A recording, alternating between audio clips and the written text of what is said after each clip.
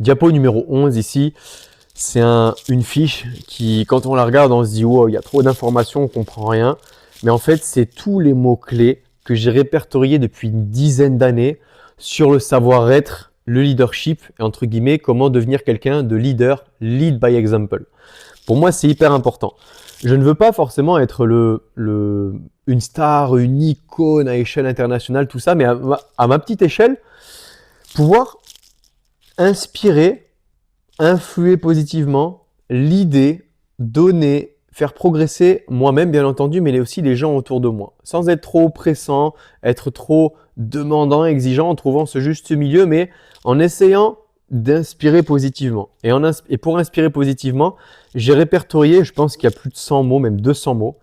Et ces 200 valeurs, principes de vie, d'accord, que j'ai répertoriés, que j'ai relevés dans plein d'ouvrages de différents auteurs internationaux reconnus, dans certains de mes mentors, dans des podcasts, dans des vidéos, dans des conférences et séminaires. Et bien en fait, en reliant tous les points et en extirpant et en extrayant tous ces valeurs-là et tous ces principes clés de vie, je les ai mis sur papier ici pour vous.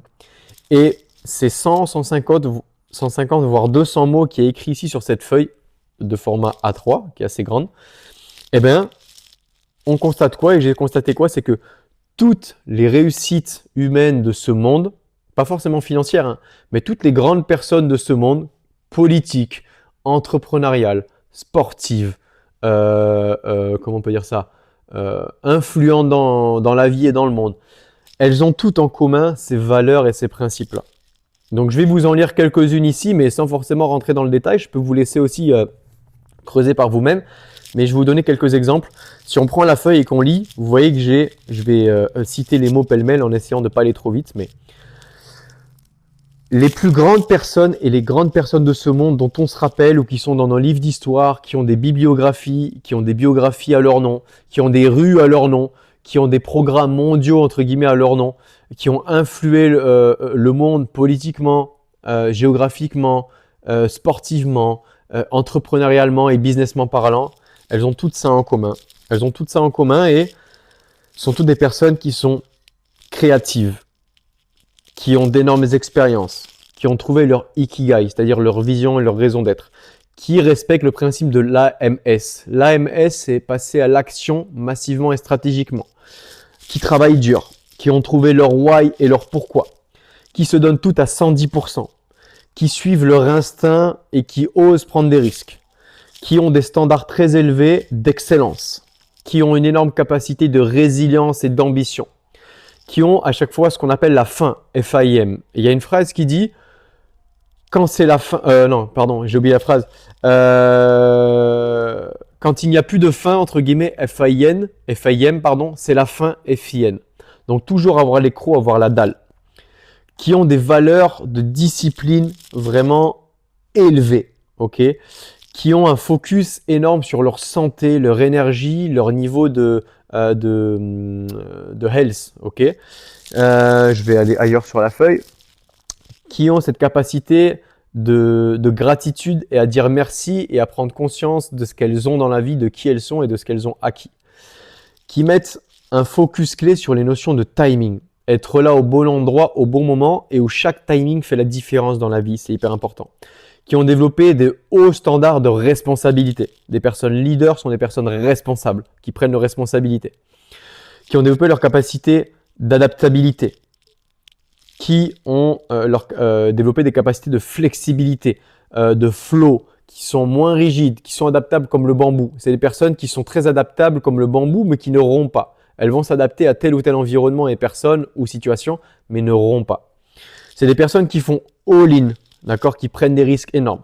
Ce sont des personnes qui donnent, qui ont la foi, qui ont des certaines stratégies de productivité, qui font preuve beaucoup de stoïcisme, d'accord, qui contrôlent ce qu'elles peuvent contrôler, mais qui essaient de lâcher prise et d'abandonner sur ce qu'elles ne peuvent pas contrôler.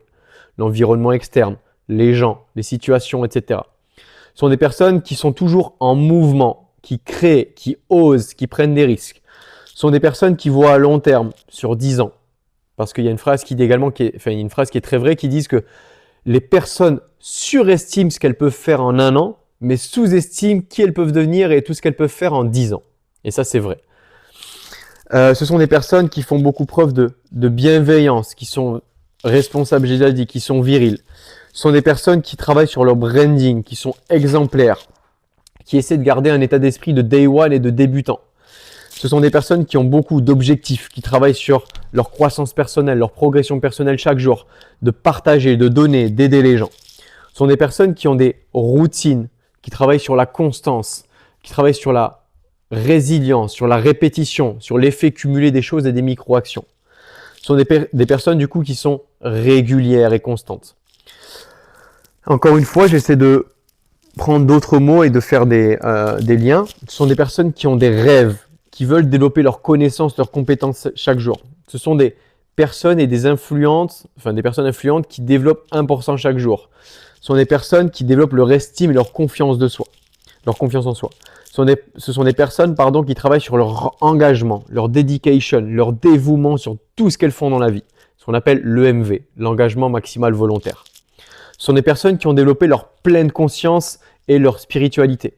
Travailler en méditation, en respiration, sur des marches méditatives, sur des questionnements, sur l'introspection. Bref, vous avez vu là, j'ai parlé d'une centaine de mots, mais ce sont tous ces mots-là et ces principes de vie qui font que chaque personne connue dans ce monde-là, influente dans ce monde-là, est passée par ce travail spirituel, introspectif et psychologique. On va rentrer dans le vif du sujet.